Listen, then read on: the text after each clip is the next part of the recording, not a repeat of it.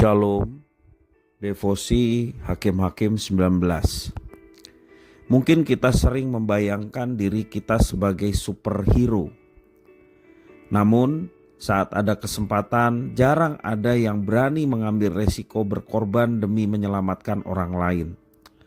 Ternyata niat saja tidak cukup untuk menjadi seorang pahlawan, tetapi diperlukan juga keberanian.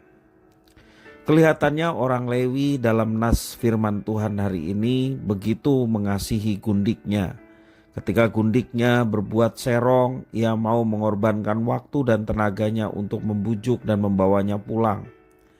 Bahkan ketika mertuanya menahannya agar tidak cepat pulang, ia masih mau bersabar menunggu sampai 5 hari. Katakan ayat 4 sampai yang 10. Sejauh ini tampaknya orang Lewi ini adalah seorang suami yang baik, seorang superhero. Namun kepahlawanannya sirna ketika ia memasuki daerah Gibea. Di situ ia bertemu dengan seorang tua yang mengajaknya menginap di rumahnya.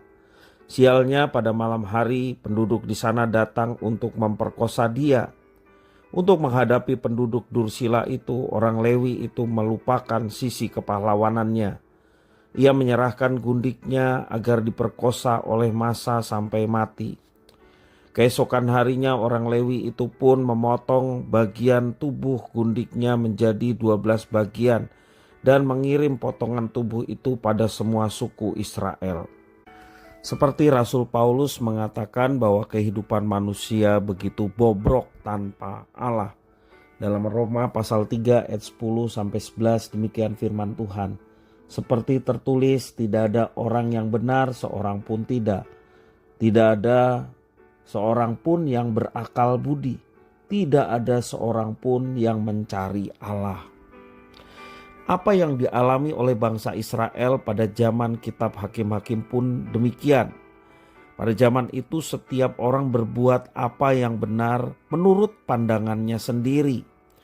Seorang Lewi yang biasa dihormati layaknya superhero, nyatanya adalah seorang yang mementingkan diri sendiri dan mengorbankan orang lain. Di dalam dunia hari ini, kebenaran sering dimaknai secara subjektif dan relatif. Orang kerap hanya melakukan apa yang benar menurut pandangannya sendiri. Oleh karena itu, sebagai orang Kristen, orang percaya kepada Tuhan Yesus, kita harus menjadikan Tuhan Allah dan firman-Nya sebagai standar kebenaran. Dalam situasi apapun, biarlah hanya Tuhan, firman Tuhan yang menjadi standar kebenaran dan acuan dalam kita menjalani kehidupan kita. Jangan juga kita merasionalisasi firman, mencari firman yang kira-kira cocok untuk kita jalani, sementara ada firman yang tidak cocok, kemudian kita tinggalkan. Dan menafsirkan firman Tuhan hanya untuk kepentingan diri kita sendiri, keuntungan duniawi kita, sehingga kita melupakan esensi dari firman Tuhan yang sesungguhnya. Mari kita bersama-sama menjadikan firman Tuhan itu sebagai patokan kebenaran yang standar dalam kehidupan kita. Jangan kita berpaling kepada yang lain. Kita hanya terpaut kepada Tuhan dan firman-Nya, maka hidup kita akan boleh mengalami kuasa, penyertaan, bahkan mujizatnya akan dinyatakan dalam setiap kehidupan anak-anaknya yang berpegang teguh kepada firman Tuhan. Firman Tuhan adalah pedoman dalam kita menjalani kehidupan. Jangan berpaling kepada yang lain.